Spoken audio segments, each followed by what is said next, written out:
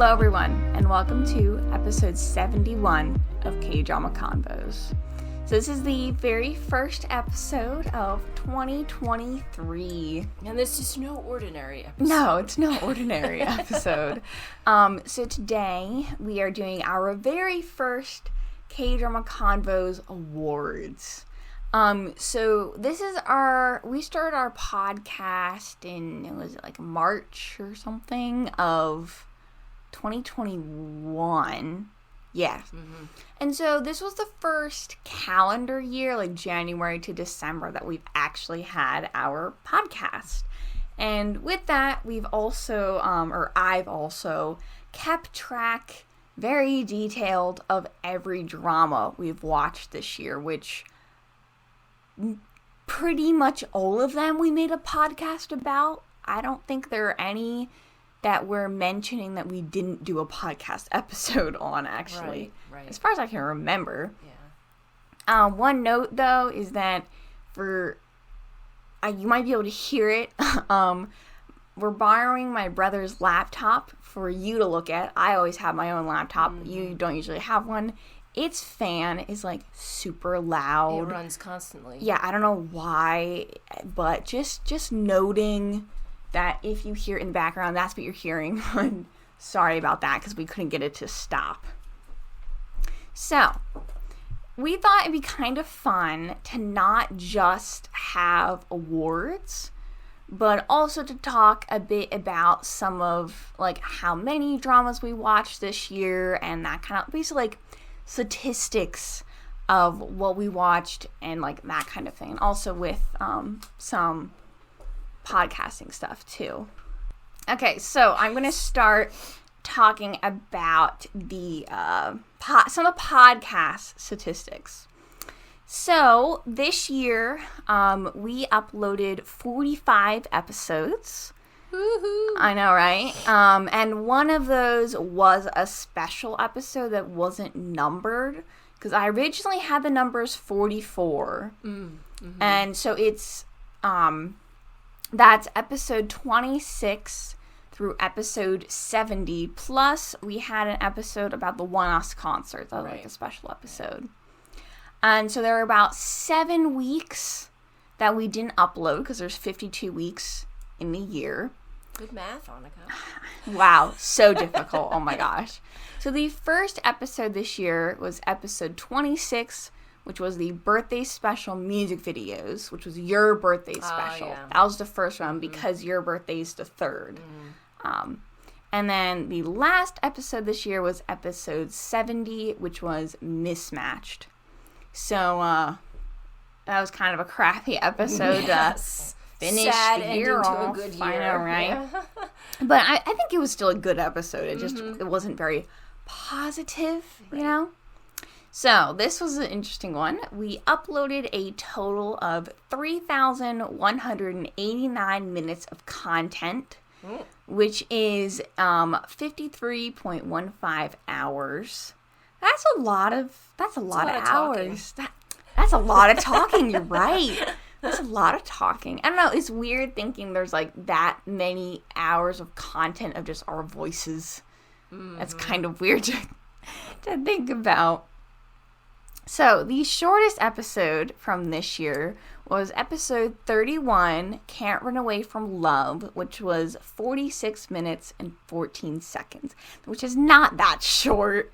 It's only just under an hour. Right.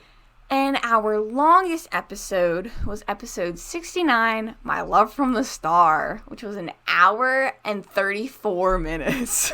Really? Which is, 45 minutes longer than our shortest one, which is interesting. It was funny. It was actually going to be Happiness. I don't remember what number that one was. But then when we recorded My Love from the Star. Really? Not Red Sleeve? No, I'm not there yet. Oh, you're not there yet. Okay. But Happiness was like just a few minutes less than My Love from the Star. Well, you can tell we like to talk. When we like something, we can talk about it a lot. Oh, for sure. Mm-hmm. So our longest recording from this year was 2 hours and 51 minutes, and that is, by the way, that's before I trimmed anything. And that was split into part 3 and part 4, which was the final part of Red Sleeve. I think I lost my voice that day. Yeah, you like got my all voice, scratchy. my voice legitimately hurt. I mean, I think, the show was so good and we had so much to say about it. And that was obvious with how much. But I think that podcast was towards the beginning of the year before we really got into how to streamline. Well, it's not streamline. We're not good at Yeah, streamlining. because we talked a lot about specifics. Oh, we were way too what specific. happened in what episode and stuff for sure. like that. Where is it? I'm trying to find it. We got much better at talking in the general rather than in episode so specific. The final part of Red Sleeve was episode 35. That was back in March. Mm-hmm. So it was something that and then our first impressions was episode 29, which is in very end of January. I mean, if you love the Red Sleeve, I still don't know. You love hearing about it and talking about it. I still don't know if I'd recommend listening to that episode. It's just so long. Yeah. So for the Red Sleeve, we had a total of 4 parts, including a first impression and then 3 more parts. And honestly, if I were to say what to listen to, I'd say listen to the first impressions. Yeah. And listen to the final one. No, the final one, if you don't have the context, it might be a little weird. Because the context of what we say? Yeah, because of how the final part was structured, it was I think I was able to break it up pretty well, but it was actually a continuous conversation. That's true. Yeah, we literally sat and talked for almost 3 hours. And so that totaled up to 5.18 hours of content just on Red Sleeve drama, which I think it's like 17 hours or something. The drama itself. Yeah, but I can actually give you the exact hour of how long it is, which I mean is quite a lot for one drama. Okay, here we go. Okay, it's actually... That's a third of the drama itself. No. It's 20 hours, just over... It's more than 20 hours. Oh, so that's a fourth. It's a fourth. Still a fourth of the drama we spent that time talking about. Right. We decided to never do that again. We'll do a 2-parter. No 4-part, saga over here. Saga. That's a good word. What is saga? Do you have to have more than 3? What counts as a saga? I don't know. Because you always think of it as, wait, what do you call, a saga? Like the Star Wars... No one calls Star Wars a saga. What's a saga? Let me... Okay, and then the last thing I have here for our podcast... A saga. Oh, what was it? A long story of heroic achievement. A long, involved story, account, or series of incidents. So ours is definitely a long account of incidents. It's a long account. It's not. Oh, I thought it was a it had to be multi-part. Star Wars would be a saga. It would be a saga. Heroic achievement. Yeah. Why heroic specifically? That's weird. Okay. I don't know. Who knows? So the most listened to episode this year was episode 57, which was Extraordinary Attorney Woo, which I'm not surprised at. It's because I don't think we put it up right when it had finished airing like we did with Hometown. But it was when the show was still very relevant. Yes. We're not good at that. We like talking about very random shows. Yeah, we'll watch a show from 5 years ago exactly. and enjoy it and talk about it. And people were like, that's an old show. Yeah. But old shows can be really They can be very really good. Oh, for sure. And I think one thing, it was interesting, I think, this year to, watch. I mean, it was a slow process, us get a little bit better at talking about shows. It took time. Yeah. A lot of time. And when I look back at some of our first episodes, I'm like, oh my gosh, they're so bad. We had no idea what we were doing. We didn't. And we were just talking. Exactly. And we didn't know what we were doing. Basically what we used to do when we were riding in the car or sitting at the table. We just Yes, which there's nothing wrong with that. And I think there's no organization. Yeah, and I think some people even like a very rambly thing, but I feel like with sometimes it can be so rambly, it's hard to follow, which I wouldn't be surprised with some because, like, you know, we had a hard time at the very beginning not going episode by episode, scene by scene, like that kind of thing. Well, because that's how we used to talk about it. Yeah, we used to kind of talk about it like that. And also because we take notes. We always take notes on dramas, and we were really bad at, we would like read what our note says. It's not... Yeah.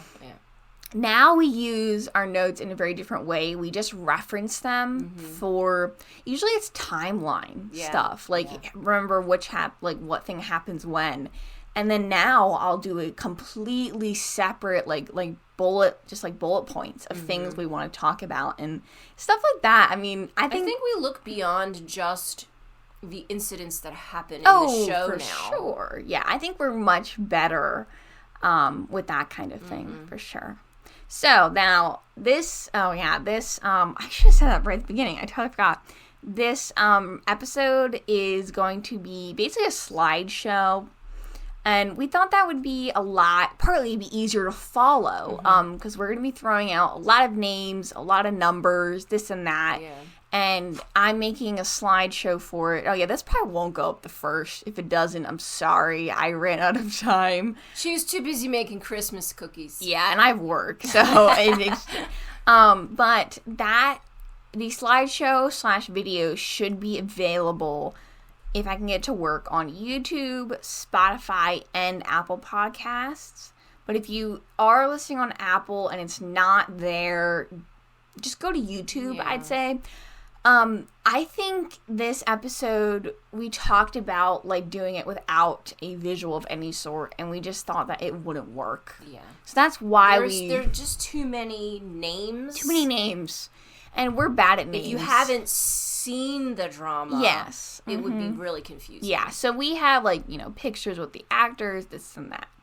So now I'm going to talk about some of the statistics of the dramas that we watch. So currently, you will be seeing a list of all of the dramas we watched this year, and this is in chronological order, and it's also color-coded by language. That's what we like to do around here. We like to color code things. I like color coding. All of my children have an assigned color. Yeah. So that, you know, when I write stuff on the calendar, it's in their color. So, you know, that's what happens when you have seven kids. That's what happens. Yeah. So I'd say pause and read through that, so you kind of know a general of what some of the stuff. And that's the list that we pulled these from. Awards are going to be from, not just general 2022 dramas. Yeah. So these awards are specific to the dramas that we personally watched this year, which that is this list, which it is 38. Like, if you have a favorite drama from 2022 and it didn't make it into the awards, we didn't watch it. Yeah. There are 38 dramas that we watched this year, which isn't a terrible, like, it's not a lot, but it's not a little either. It's interesting. More than 2 a month.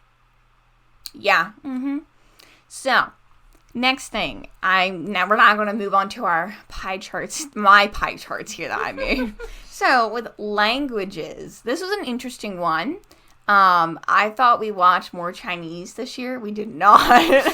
So we watched 21 shows that were in Korean, 8 that were in Japanese, 4 that were Chinese, and 4 that are other. The others include Hindi, Thai, Taiwanese. Yeah. And what's the other one? What was Filipino? So those are where the others are. Right.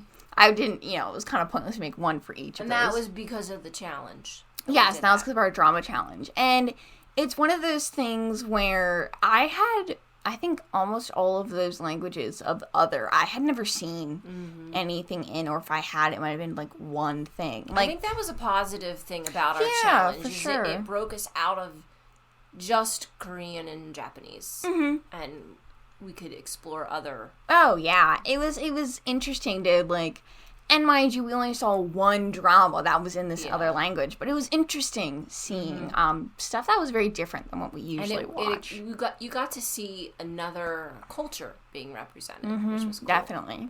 Okay, so for the years are all the dramas that we watched, what year they were originally released. I'll just list the first few out loud.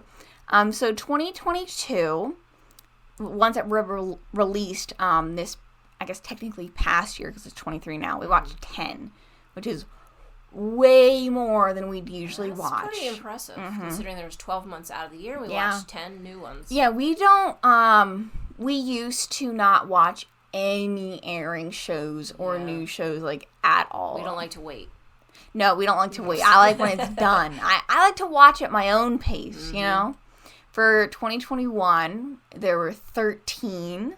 I wasn't surprised at. I thought there was going to be more from 21, for sure. And then 2020, there was 7. And then all the other ones are very small numbers. Right. And the only year that we missed was 2016, which is really funny because 2016 was a really big year for dramas. It had a lot of big names came out in 2016, actually. I think, like, Goblin, Descents of the Sun, like a whole... It's not that we haven't seen Yeah, those. no, we've seen them. We've seen a lot of big name ones from that year. Right. So for our star ratings, this is something that's very new. This year, we were actually able to keep track of that. So I have 2 different slides for this. This first one is the percentages.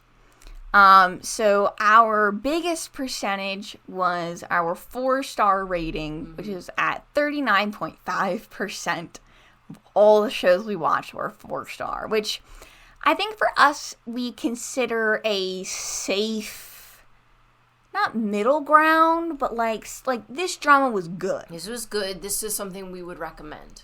Yeah, if it is a 4-star, I will recommend it to somebody. Yeah. Anything under that, I guess a little, it would depend on who the person was. Oh, for whether sure. you recommend it or not. Yeah. And then for 4.5, we only had 10.5% of our dramas was that. And for 5-star, we had 15.8%.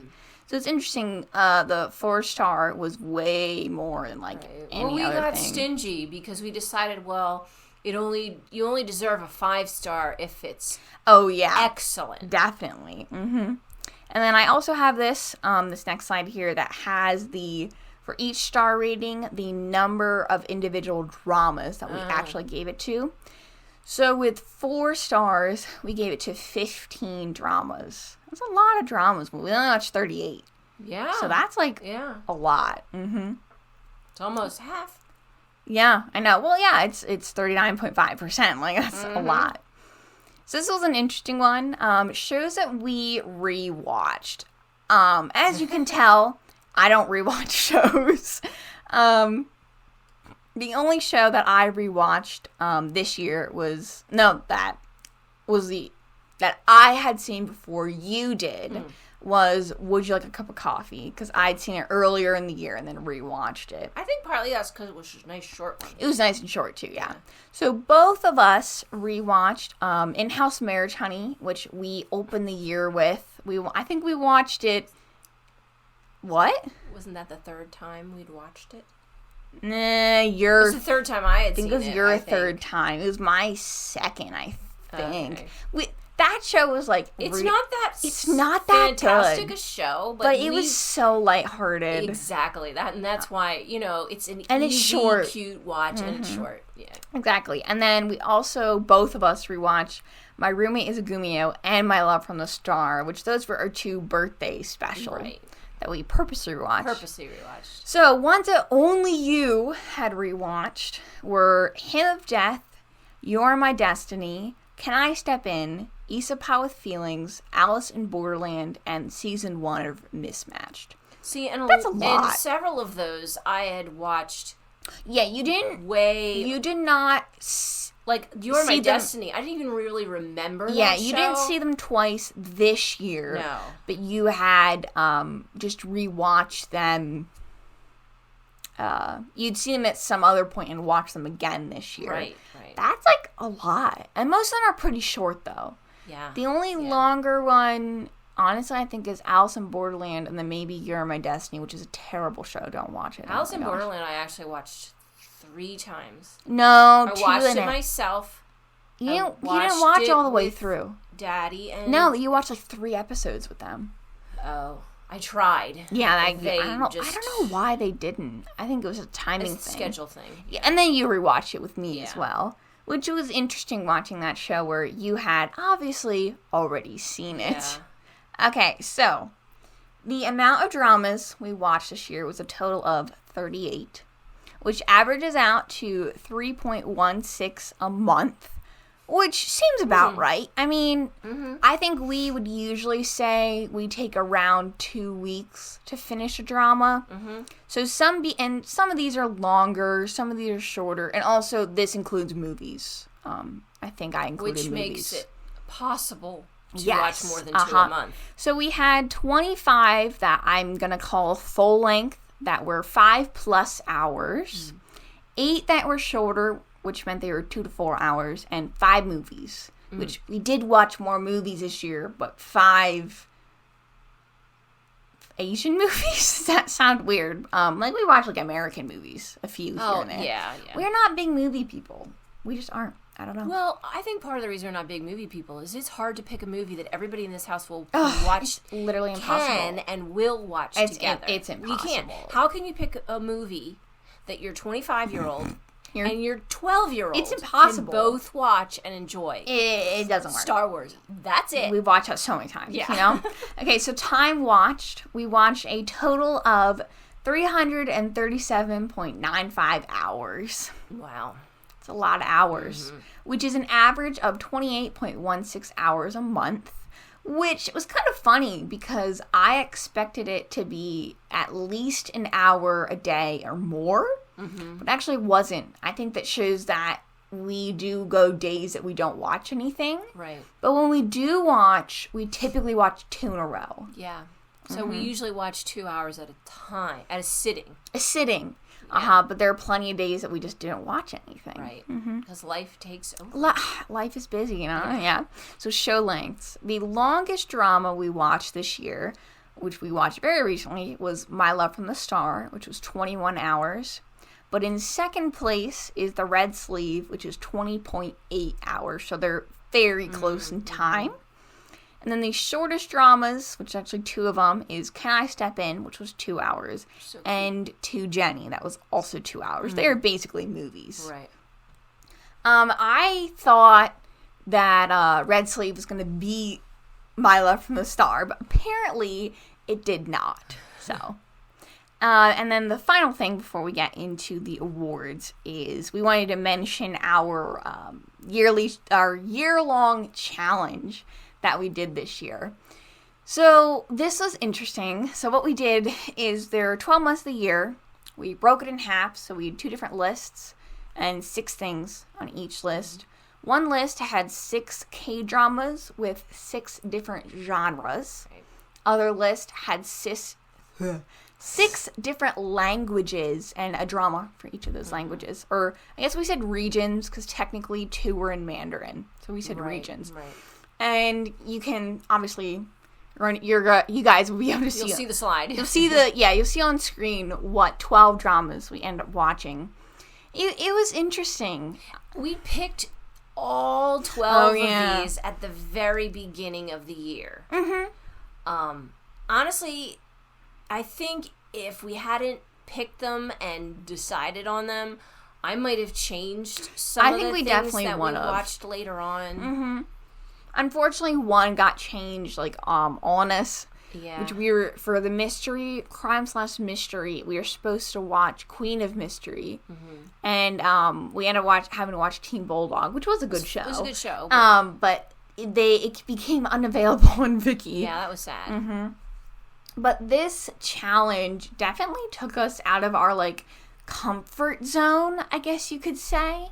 I think especially when we first started watching dramas, we watched a lot of rom-coms, a lot of very similar dramas. And I would say it's in the past, 2 years that we've actually started to branch out more. Mm-hmm. And I think this this challenge, introduced even some more, genres and stuff that were oh, we actually, are interested in trying more. Right. Of that kind of thing. It was fun. I don't think we're going to do it again this year. I don't think so. What was the most surprising to you? That genre that you enjoyed? Specifically that I enjoyed. That I didn't think I was going to enjoy. You didn't think you were going to enjoy.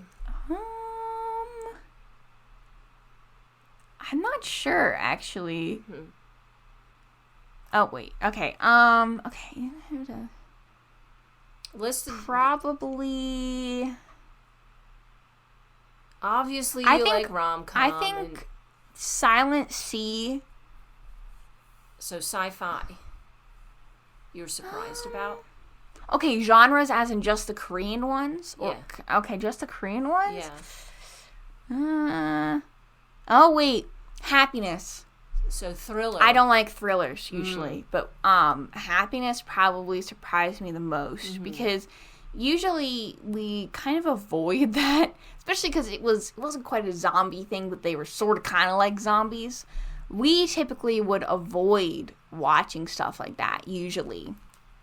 But I think I ended up liking that show a lot more than I thought I would. And then also Alice in Borderland, which is also a thriller. I did not think I would like it as much as I did.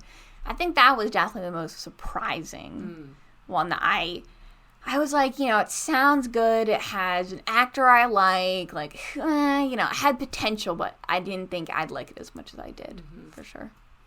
So, now on to the award ceremony here. And like we said, these are the dramas that we watched this year. So, honestly, majority of them are not from 2022. So, just noting. So, you're going to start us off. Okay, so we're not going to do, the nominees we don't have nominees. And all that. We are just going to, tell you who won. Exactly. Because there was, for some of these, there was much deliberation, and some of these there's none. There's there's no contest. Exactly. Yeah. So because when you only watch, for instance, one thriller or one sci-fi or exactly, or maybe two or three, you only have 2 or 3 to choose from. Exactly. So anyway, go ahead. So for the best rom-com, Business Proposal. Which shouldn't be surprising to anybody. Shouldn't be surprising, if you look at our list. But this show was, I don't know, I love the characters in this show. And their relationship was, it had its ups and downs. Oh, yeah. I was watching a compilation of their stuff, and I realized that their relationship had it was funny, it was cute. It had serious moments, with his trauma. It had the whole contractual thing. It had his perspective and it had her perspective. True, yeah. There was so much to it. Yeah. For sure. And also, other than their relationship, I'd say was what, obviously carried a lot of the show. But also a lot of the other parts of it. I found this show genuinely funny. Yes. It was very over the top. It did not take itself serious at all. It was based on a web... Was it? Drama. Was it? Well, because I was reading... A webtoon. I was reading the webtoon. Oh, yeah, when it first came out. I totally forgot about that. Yeah. But it was one of those things where we've had a love-hate relationship with Korean comedies. This is a rom-com, slightly different. And so, there were moments that it was a little over the top. But I would say, generally speaking, it was genuinely funny. But there was no outrageous, over-the-top character. That were, annoying, no. Yeah, which is what turns us And off. I think the interesting thing with this show is that we personally, even though I know a lot of people loved them, we didn't really like the secondary couple. No. It's funny. We mentioned this in our episode about it. We definitely liked them as individual characters, but them as a couple just didn't feel healthy. And in contrast to the lead, the main leads. characters, who, even though their relationship started out as a contractual one, weird start, you know. it was a relatively healthy Yeah. progression. Oh, for sure, yeah. And that's something that, you know, even though we didn't really like the secondary, the rest of the show was so good that, you know, it still won. So it goes to show you can really like a show, but it still has some elements. It can have some flaws. That's okay. Yeah. Nothing wrong with that. So, our best historical is The Red Sleeve, which also should not be a surprise to anybody. Yeah. So this was the one that made like 50 parts on. Talking like we said earlier. So this show was just amazing, like, quality of this show. I don't want to know what the budget was. Oh my gosh. Like, the cinematography and the music and the costumes were amazing. And there was a extremely intricate storyline and characters. It was based off of A real person. No, hold on, yes. But it was based off of the novels that were based off real people. Right. And so I'm pretty sure they had a lot to work off because it's actually a 2-part series. I don't know if they did both books or not. I have no idea. But it was something that there was part of the reason we ended up making so many parts on this show. There was so much to, like, dig up about these characters and about, like, every single interaction was so important to the story and how Which is why we wound up talking about specifics so Exactly, much. which, you know, in some ways... You can't leave this out, it's so important. Oh, but you can't leave this out, and that's so important. like every scene, you know? Yeah. And also one thing, this is very specific to historicals, this show did not have too many politics. And the politics that it did have in it, I think I could understand to a certain extent. That's one of the things with historical that you find difficult. You do is too. The amount of sure, yeah. It's not just difficult. Like, sometimes the politics can legit be difficult to understand, like, what is even happening. And granted, it always plays a role in the lives of people. For sure, which in the, you know, the royalty, it's a big part of it. But also, a lot of the time, it's just boring. Like, I don't want to sit there and watch that, like, you know, for so long. It can get boring. But this show did a good job of having it in there because it made sense for the main characters. Right. But they didn't overdo it, in my opinion. It was just genuinely a great show overall. It was impressive, I'd say. Did you want to say anything about the ending? I want you to say disagreement about the ending. So the ending was very different than what you'd usually see in a drama. Honestly, it's partly because it is based off of real people. You did not really like the ending. I didn't mind it. It wasn't my favorite. It was very unexpected. But I just was like, oh, okay, that's the ending. You kind of disliked it. I disliked how she ended things. Don't spoil anything, please, though. The last scene, I liked how they kind of I did kind of like how they did that. But I just felt like her character made wrong decisions. Yeah. And it sort of made this beautiful love story wilt have a weird end, I guess you could say, yeah. Which is funny because all of these awards we, like, mutually picked which show. Partly we didn't watch a lot of historicals this year, but any of the ones we did just couldn't compare to this, even though the ending was very different and you personally didn't like it as much. It still totally won, for sure. Okay. Oh, okay. So, switching back and forth here. The funniest comedy goes to Racket Boys. We just thoroughly enjoyed this innocent comedy. I mean, the jokes were just... you had different people joking. You had the teenager, like generation, back I and guess you could forth say. generation, Yeah. and then you had the parents' generation, the jokes between them and the kids, and then the between themselves. older people, and there was just, it was so, and a lot of it was very natural. yes, there weren't like one-liners. You know what I mean? Yeah, They were like the jokes like you'd hear around this house. Exactly. Yeah. You know, just naturally come up in conversation where you poke at the other person. Exactly, or that kind of thing. And another thing was the modern references in this drama were hysterical to watch. And I'd say most people, you don't have to be... You have to know K-pop a little bit. Yeah. And you know... And a little K-drama. They didn't really reference... They referenced more K-pop than anything. Mostly K-pop. Yeah. But it was just so much fun when you, like, understood the reference. And we got all of them as far as we're aware. Yeah. And it was just so lighthearted. It was just so enjoyable. It really, really was. It really was. I would recommend this to anybody. And this is one of those shows that I had on my watch list for a long time. Just never got around to it. And I'm so glad that it was part of our challenge. And what was really funny is I wasn't looking forward to it as much as you. I'm like, oh, okay, it's time to watch this show. And then you really liked it. I really enjoyed it. Exactly. So it could be one of those things where you never know what you're going to like. Exactly. Kind of thing. Yeah. Okay, so for Best Thriller, it is Alice in Borderland. So, okay, season 1 to be specific. Right.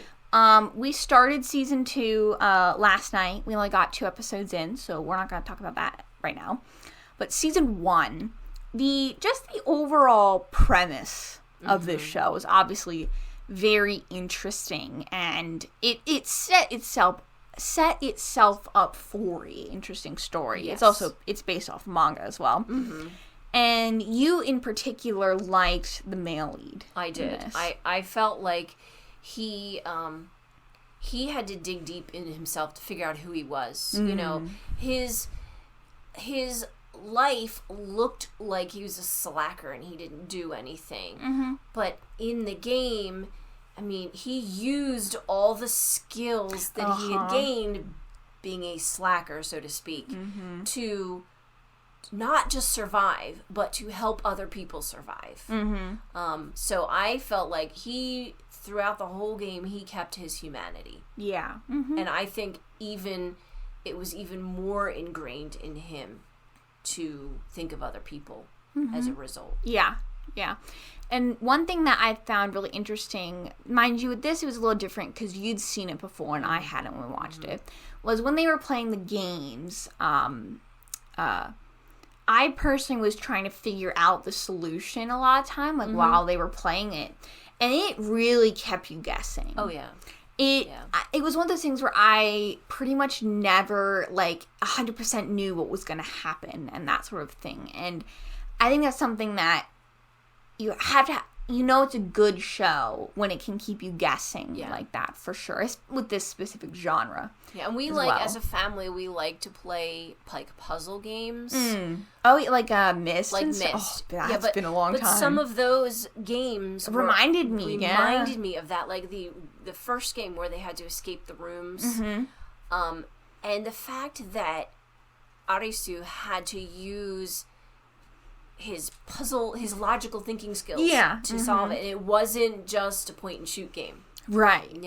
For sure. And one thing that's also kind of funny with this one is that the female lead, I can't remember her name off the top of my head, personally, especially you, did not like her anywhere as much as we did Arisu. Especially Arisu. Right. It's one of those tricky things because we were talking to my dad about it because he'd seen the first few episodes, and I completely agree with him that her character, I think, is supposed to be this kind of stiff, no-nonsense, doesn't want to show emotion type of character. Mm-hmm. And you said you thought she was stiff. Yeah. But I think in some ways her character is supposed to be stiff, but it sometimes comes across that her acting is stiff. Yeah. Which I think... I've seen actors portray the the closed off, stiff CEO type thing, but still feel like a real person. She felt like a manga drawing. To you. To me. A lot, yeah. Yeah. I would say I agree that she felt very stiff, and I think it was partly because she was next to Arasu. It was a little tricky there. Yeah, it was hard. The contrast, he's such an amazing actor. Yeah, the contrast was even more, and I don't think it's the actress in this one. I think it might just be more the character. That's just kind of what the character was supposed to be, but it felt... It could have been the writing. It could have been the writing. It could have been the character. It could have been the directing. Like, I don't know what it was, but it just... I can't connect with hers more. But that didn't take away from the story. No, and I think that's something that's, like we said earlier, it's you can still like a show and have stuff that you dislike about There are very few shows that I like 100%. Yeah. A lot of them are like a 99, that 1%, you're like, yeah. Okay, so for best sci-fi was Reset. Now, I totally love this. Okay, so I realized we're not mentioning what the heck these shows are about. If you haven't seen these. Yeah. Okay, Reset is a Chinese show, and it's about a time loop. There you go, that's what it's about. Yeah, so I love time travel. Oh, you love sci-fi, everything. Yeah, I love sci-fi. I watch Doctor Who, the whole time travel thing. So this time loop... And it was interesting. I wondered how they were going to pull it off. So it's a time loop, and it repeats the same, 10 minutes. Yeah, it's very over and over and over. How in the world are they going to make it sounds interesting? Boring from it the sounds outside, like it could be boring. For sure. But they changed it every single time. Just the a teeniest little bit. bit. And made it fascinating. They did. And you felt like you were right there with them. Yeah. Oh, they tried that. Now what are they going to do? And trying to figure out how could these characters solve this time loop. And I think it's one of those that we kind of tried to solve it along with them. We would start coming up with theories or ideas and that sort of thing. And the two leads, their acting was really good in this one. And it was interesting because they really... portrayed a lot of different emotions across the span of this show. And it was really interesting to see how they would react to certain situations and this and that. And I think they managed to keep them very consistent too. But just the whole premise itself was just in general was very interesting. And I liked how it started. It didn't have this slow intro. Bam! Right away. Dropped it in. Yeah, you did. She didn't know what was happening. No, yeah, I think she had to figure that out too. Exactly. Yeah, it was so interesting how they would introduce stuff and that sort of thing. Such a good show. Highly recommend that. I think it's on Viki. I think that's where we watched it, if I remember correctly. Yeah, I think probably. Okay, so best miniseries is To Jenny. So this year we actually did watch a few more miniseries than we had been. Yeah, we did.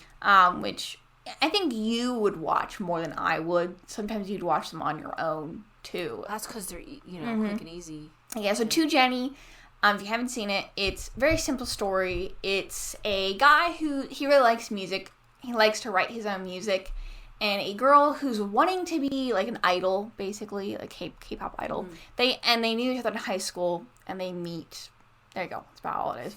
And I'm terrible at descriptions, but there you go. That's my best. It's hard to summarize something without giving things away. Yeah, and this one is only 2 hours long, so I don't want to give any spoilers or anything. Yeah. So, this show is very cute, very innocent, it's quite simple, and I think that worked in its favor for it only being 2 hours long. They didn't overcomplicate things or bring tons of drama into it. But they made you really, really like the characters really quickly. For sure, which is impressive. It has really fun music.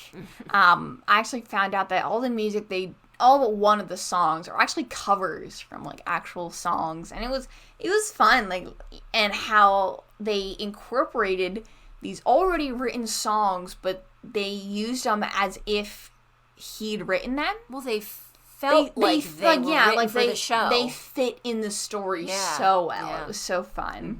And the male lead, his acting, was the first thing we'd ever seen him in. We're like, where did he come from? Like, what the heck? How did we miss him? For sure. He stole the show. Yeah. Like, he was just so amazing. It was so impressive. You know? And well, his little sister almost stole the show. Oh my gosh, his little sister is so cute. Oh my gosh. Okay. Okay. So, we have an award for BFFs. So, this one... We make our own rules here. We make our own rules. So, this one we gave to 2 different shows.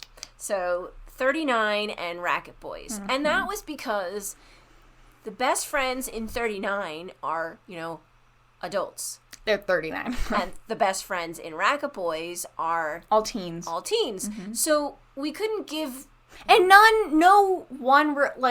their relationships in Racket Boys, I don't think were any better than their relationships in 39. Right. So I couldn't give a winner. But I can imagine that the boys and girls in Racket Boys one day will be like the people in 39. I know, right? There's that relationship that you form when you're young that sticks with you. Yeah, for sure. But we really enjoyed both kinds of relationships. Oh, yeah. How they, how you interact as an adult is different from how you interact as a teen. And it was fun. But an adult sorry. and a teen watching the shows together, we could relate to both of them. Yeah, and that was really interesting. It's kind of funny because I'm 17. So, I obviously, you'd think you should be able to relate more the young teens. But I could also somewhat relate to these people who are almost 40, which is so, it's a lot older than I am. And, and the contrast between you can do a best friend story out of high school, Right. You're like, oh, we're best friends. That happen, your whole life you can have best friends that are like that. Right. It was kind of funny after watching both of them, the contrast between the two. One's a comedy and one's a very serious show, but they both have such a solid friendship. It was just great. It's like friendship goals right there. Oh my gosh, yeah. And watch both of them. They're so enjoyable. Yeah. Okay, so best non-romantic duo is Park Jung-woo, who played Min Dae-jin, and Cha Tae-hyun, who played Jin Kang-ho in Team Bulldog, or full thing is Team Bulldog Off-Duty Investigation. So one of them was a detective, and the other one was his assistant. It's a mystery crime show. And these two are hilarious. Just so funny. Oh my gosh. And they had this constant back and forth between the two. But it wasn't nasty or anything. It was just the senior picked on the junior. Yeah, but in a fun way. Yes, in a very nice way. And also the detective, he had a nickname. Oh, that was the best. The junior, he called him Amata, which is him. He would always go Mata, oh right. Oh shoot, I know, and it was so cute. Oh my gosh. And I think one of the funniest things between the two was how, they would pick it. The senior, he would a lot of time pick on the junior and kind of make fun of him, this and that, joke around. But both of them were always there for each other. Oh, yeah. They always, whenever the other one needed support for a job or this and that, they were always there, always helping and that kind of thing. Which I think just made their relationship so much better because it wasn't they weren't just comedic. They were also very serious characters who did a very serious job as well. Yeah. Okay, so most supportive parents. That goes to the actor Jun Bae-soo, who played Woo Kwang-ho in Attorney Woo. So first of all, he was a single parent. He had to take care of his. I don't remember exactly. Well, I guess because she didn't talk, he took her to the doctor and found out that she was autistic. And it was really hard for him. He did not have a lot of money to go and see all the specialists and everything. So he had to kind of just figure out on his own what to do with this child. And he also, sorry to interrupt, but he also mentioned, like, especially when she was young, he had a hard time figuring out if she, like, loved him. Yeah. Because, I mean, she didn't show it. And she wasn't physically affectionate at all. Or verbally either. And it was just one of those things that it was very difficult for him, because he was like, you know, could any random person take care of you and you just wouldn't care? Right. That sort of thing. And then thing. when he found out that she had memorized these things from his law books, he just poured everything into her pursuing that, which is what any parent should do when they find out their child's passion and help them to go for it. But just the way he would make her lunch for her every day. The exact same thing every day, and would have it ready for her. You could tell they had this system for years of how they would do things together, and he was just there for her no matter what. Yeah, it was so cool to see. Such a loving parent who didn't necessarily get that in return.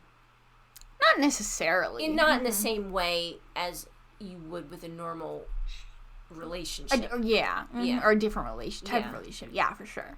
So, best grandparent. So, they were played by Lee Da-kwa, who plays Kang Da-ku, who's Kang Tae-moo's grandfather in Business Proposal. So, grandfather from Business Proposal. So, this dude was hilarious. Just, like, way too funny. He was something that I didn't, goodness gracious, I didn't expect from his character to just be, he was just, like, no matter what he said, he was entertaining. And one of my favorite scenes that he was in is when he was sitting at his house in, like, his, like, robe and everything, watching these, like, total soap operas. And, like, very invested in what was gonna happen and everything. And then, like, also, like throughout the whole show, he was, like, he had great clothing.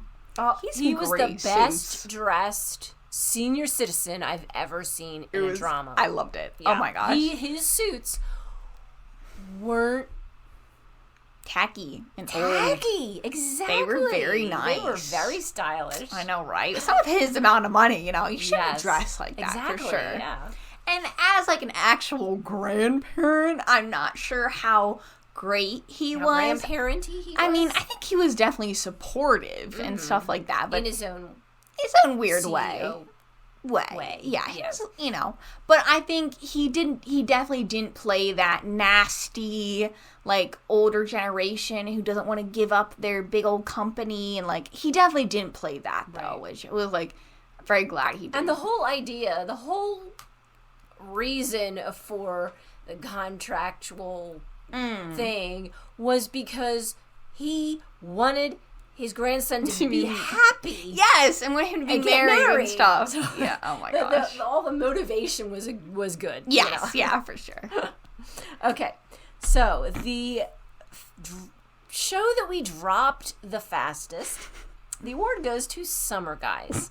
Now, I am not sure. I think we were looking for something completely different, lighthearted and funny and fluffy. We were looking for straight up. This fluff. was not fluffy. We watched the trailer. We're like, oh my gosh, this looks like a great so comedy. Funny. Yeah. And then we made it an episode and a half, maybe two. Maybe I think it was 1.5. It was weird. It was weird. The whole vibe was weird. We weren't sure. Like, the premise was really strange because we found out, like, you know, these dudes were here for, like, a really weird reason, like, and we didn't really know why. The one was spying on it. It was strange. Yeah, we were not looking for something so dramatic and which I don't think the show itself is necessarily bad. We just weren't looking for that type of show at the time. Right. I think we only got 1.5 episodes, which is kind of sad. A little bit. Okay, so most disappointing ending. This very unfortunately goes to The Silent Sea. This is a hard one we'll to try talk about without spoiling. So we'll be a little bit vague. Yeah. So this was honestly a very good show. I definitely enjoyed this show. I think it was very well done and well portrayed. And the sci-fi aspect, I'm particular about sci-fi stuff. And as far as what was going on, and very interesting. It was very interesting, and the way they portrayed being in space and being in this base, I thought was well done. Yeah.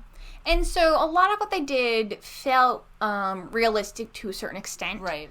The ending, our problem was that it felt very unrealistic, very movie ending. It was extremely disappointing because we actually genuinely liked this show.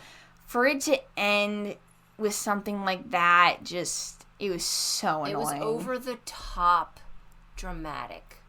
And unrealistic. It didn't really need to be to have a satisfying ending. They didn't. They really, really didn't. Yeah. Okay. Yeah. It's just annoying. Yeah. Okay, so the funniest sponsor.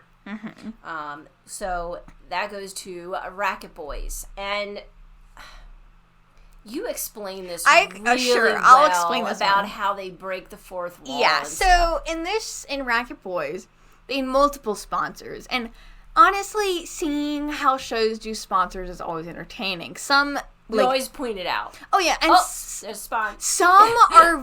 I love when shows are very self-aware of their sponsors. This is what it was with the Racket Boys. What they did is that they would completely break the fourth wall with their sponsors. Like what they would do, I think the one, like they were all eating chicken, like fried chicken. And the one was saying, oh, this stuff is so good, it's so crispy, this and that. And they were like, who are you talking to? Oh yeah, they all turned, looked straight at the camera for like 2 seconds, turned back, and then continue the scene like that did not just happen. Right. It's so entertaining. Like, they're not trying to, like, smoothly put these sponsors in, like this and that. They were very purposeful, and it just made it another aspect of the comedy of this show. And it was... I agree with you. I like how shows can show you a sponsor without it looking like a commercial. Yeah. But when shows do it purposefully, it's so good. Like in Gumio, they have this very specific coffee thing, and every time they show it's like a full-on commercial. Yeah, the backlit with the sunshine and the sparklies. Oh my! Well, with that one, it's so purposeful. Yeah. It's hysterical. Yeah. I love when shows do it purposely. So. Made us cry the most was 39. This might have been the only show this year I legitimately cried at.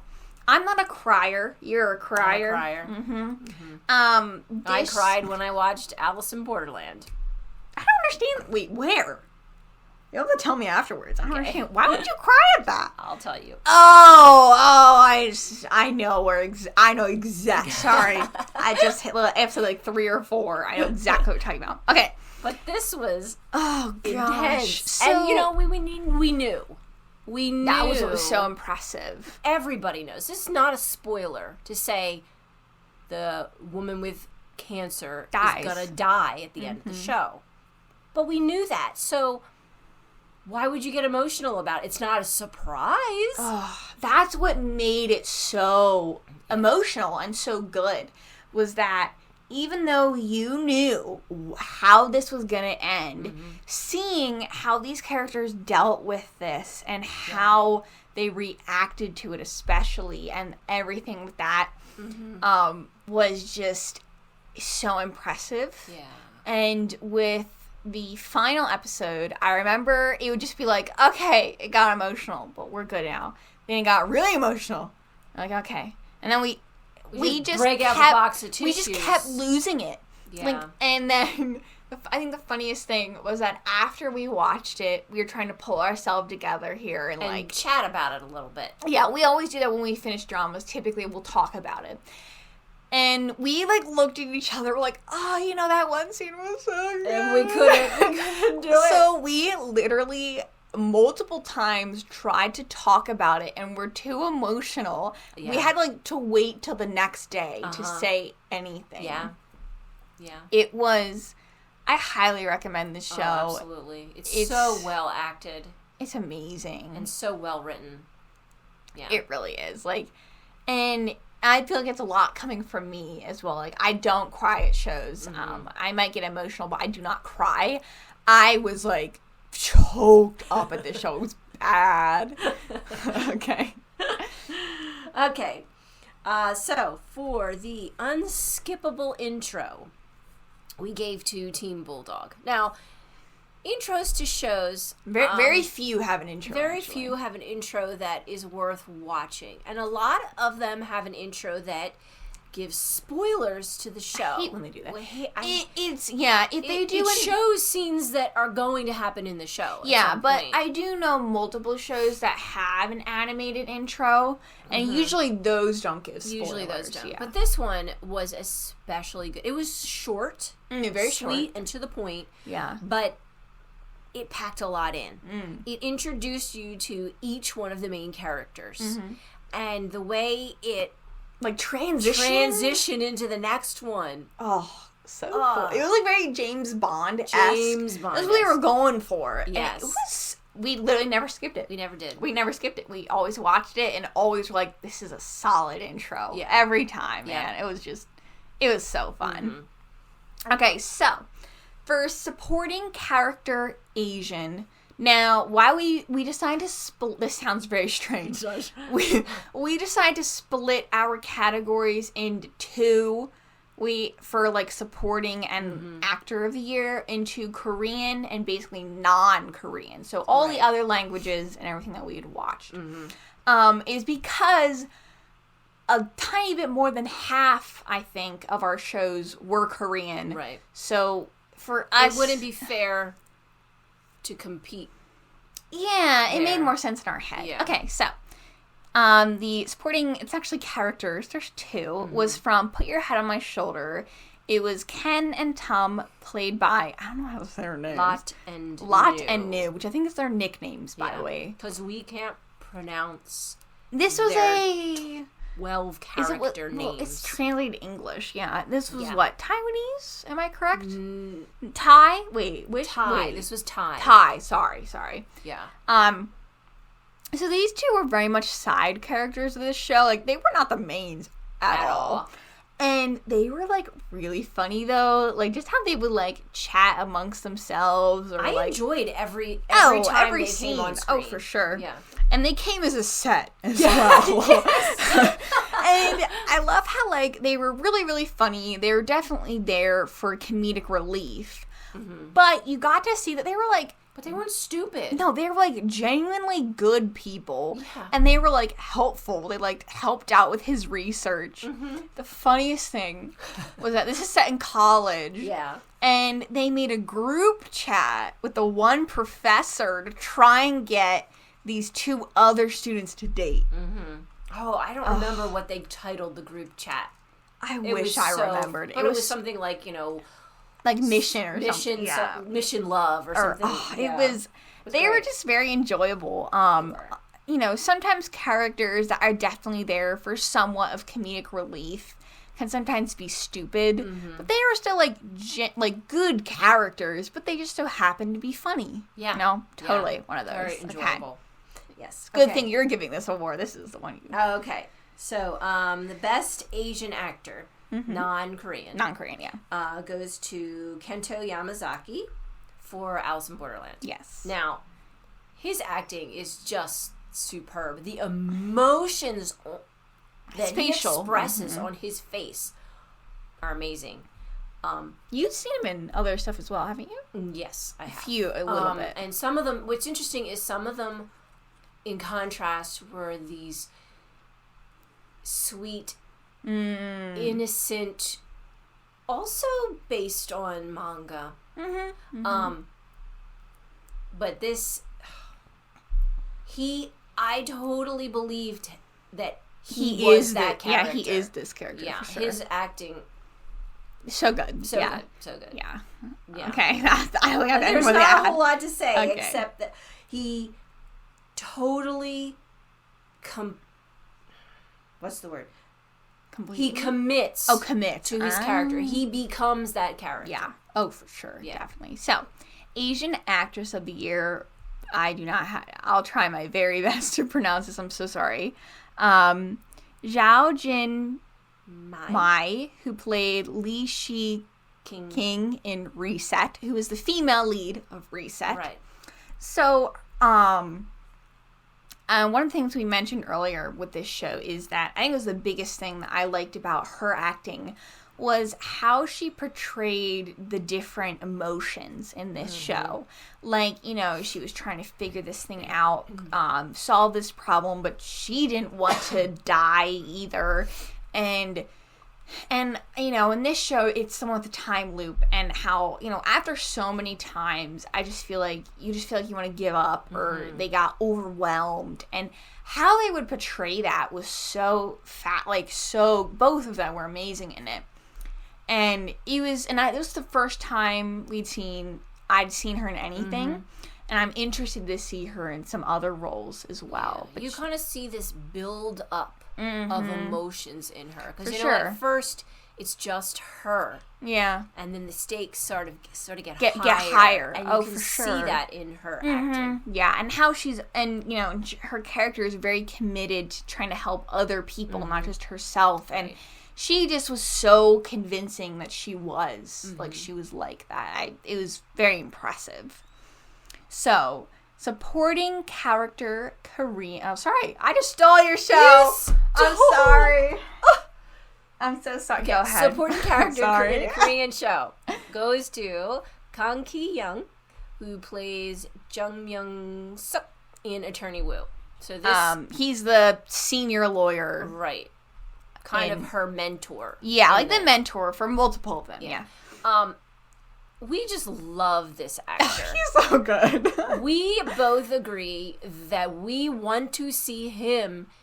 Where's his lead role? role? I need to see his lead role. Why doesn't he ever get a lead role? He's an amazing supporter. He is. Amazing. He is. Yeah. But dude, I wanted to see him in her lead role. Right. But oh my gosh. But every single show we've ever seen him in as a supporting actor, we've loved his character, we've loved his acting. And he just kind of steps into these roles and becomes that character. I mean, yes, every actor is supposed to do that. Yes. But there are some actors that do that better than other actors, and he's one of those actors, I think. And I don't know, I just loved his character, but also I think how he portrayed specific stuff, because his perspective at the beginning of the show, it changed very quickly, and how he interacted with the other people, and it was just very impressive. I really liked his character. I remember at first thinking I'd hate his character because of how they first introduced him, but then he changes, and it's so interesting. He's very interesting. His character was one that wasn't entrenched in an idea. He was willing to flex and change his opinion. For sure. So, I loved him. Yeah. Okay, my turn now. Your turn. So, upcoming actors and actresses. This, again, we make our own rules. Wow, you wrote a lot of names I'm not going to read them all out, I decided. But we decided to award it to the entire cast of Racket Boys. This includes literally everybody. All the teens. Guys, well, they're not actually. Not all of them are actual Only teens. 2 or 3 of them, yeah. But the entire cast of Racket Boys. I'm not going to list them all out because there's no point. But all of these people, I am very much looking forward to watching what they're going to be in next. Yeah. I know the one was in All of Us Are Dead. Yeah. We're not going to watch that. We're not zombie people, but that sounds weird. But all of their acting was so impressive. They felt so genuine, and they were so fun.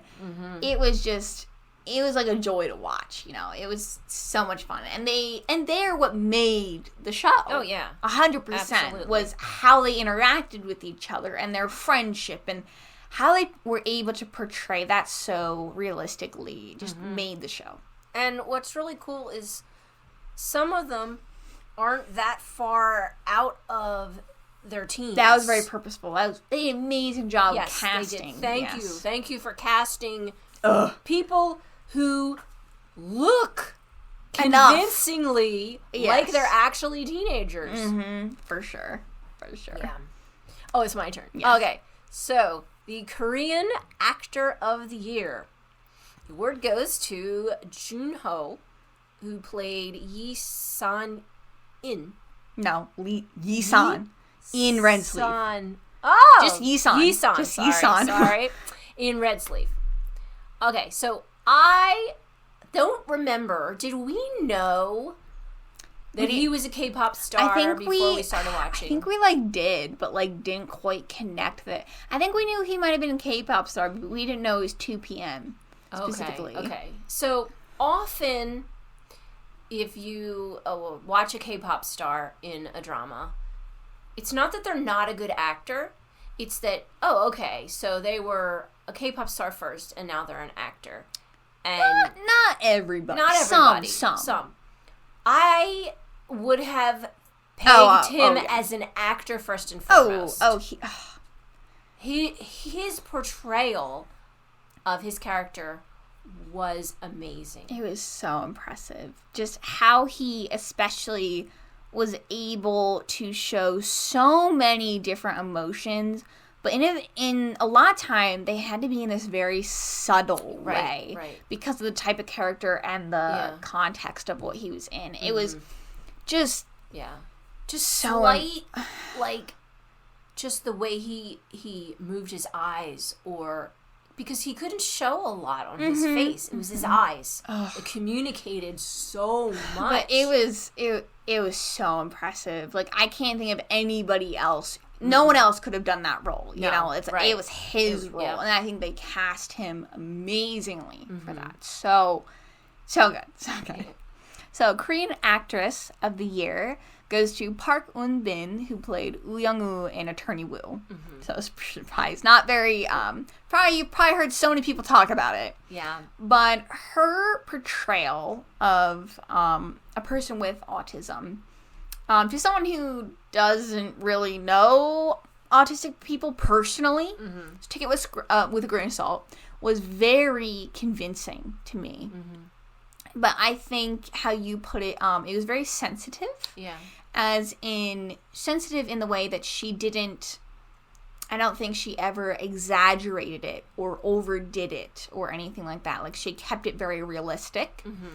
And it's very obvious she also, did her research for this role. And it is not something that happened overnight. Right. She put a lot, every actor puts a lot of work in, but I feel like to portray this type of character who's very different from probably anything she'd done before, just took a lot of effort, and it was very impressive, and she was very enjoyable to watch. You really were able to get to know her and see how she reacted to stuff. It was very impressive. And she never disengaged. She never broke character, ever. Oh, no. Yeah. It was... But every, even in scenes where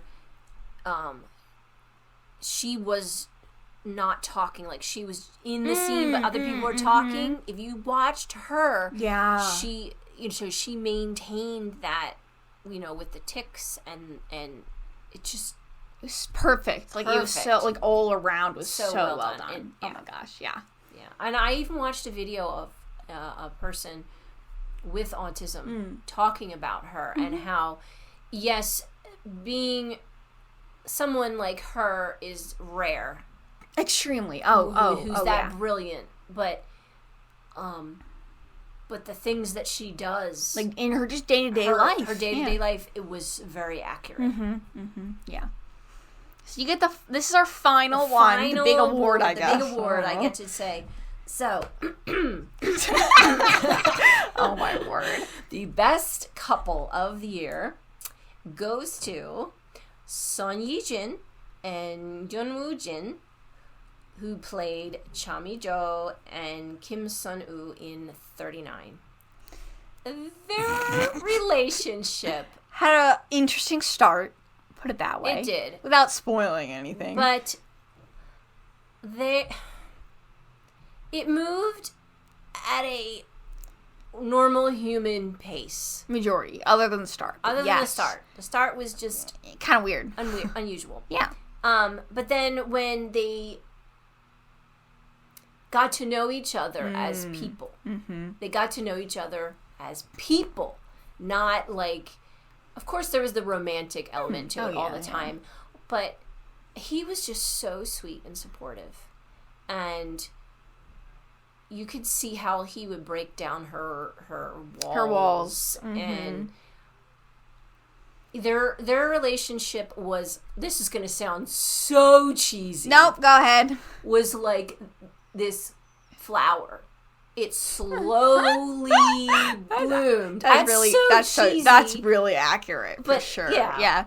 And especially because they specifically actually dated for about half the show. Which is what made, you had the time to really develop it, which a lot of shows you don't get to see, which that's okay. I understand.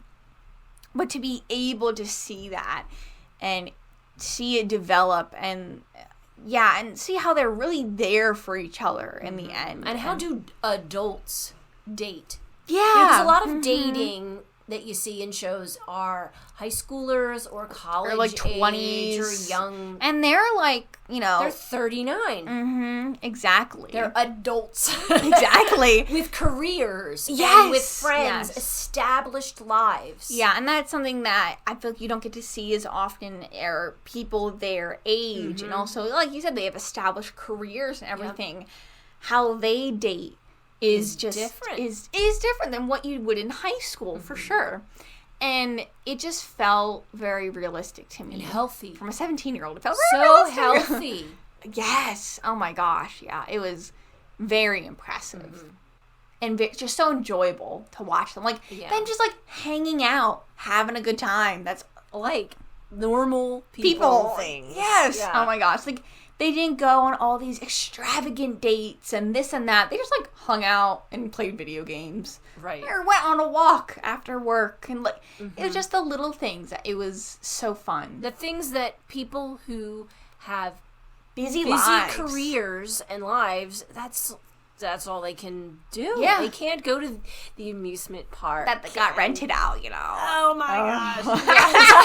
I know, right? Yeah. But it's just that sort of thing that like just did it, I guess. Yeah. So their relationship was the best. It was so fun. Yeah. Yeah. So that's our final award. And, this was something that, obviously, like I said, it's our first time we did this. So, sorry if it was, like, a little weird or hard to follow. Hopefully it wasn't. Hopefully not. Not with your graphics. Yeah. Everybody send positive comments on Annika's amazing graphics that she took all this time to do. Yeah, I'm not done. As of recording this, I have to go back and change She's some, almost so done. I'm not done yet. Yeah. So most likely, unfortunately, this will not go up today. But I'll try and get it up. Hopefully it would by if Monday. you didn't have to go to work. Yeah, if I didn't have to go to work, I would. But yeah, I mean, this is going to be exciting next year of us podcasting. I mean, I think our goal is to do it for this next year, at least, like, for sure. As long as you don't go away. I wouldn't this year, though. That'd be the following year that I would, I think. Yeah, I would.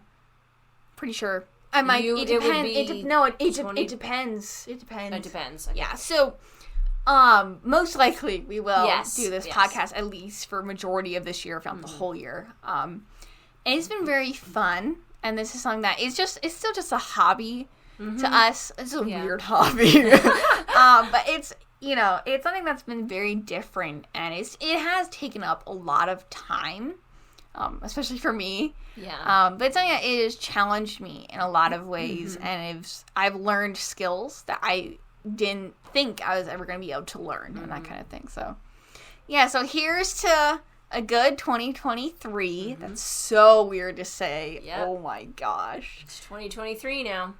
I'm going to mess up writing it down, you know, it's for sure.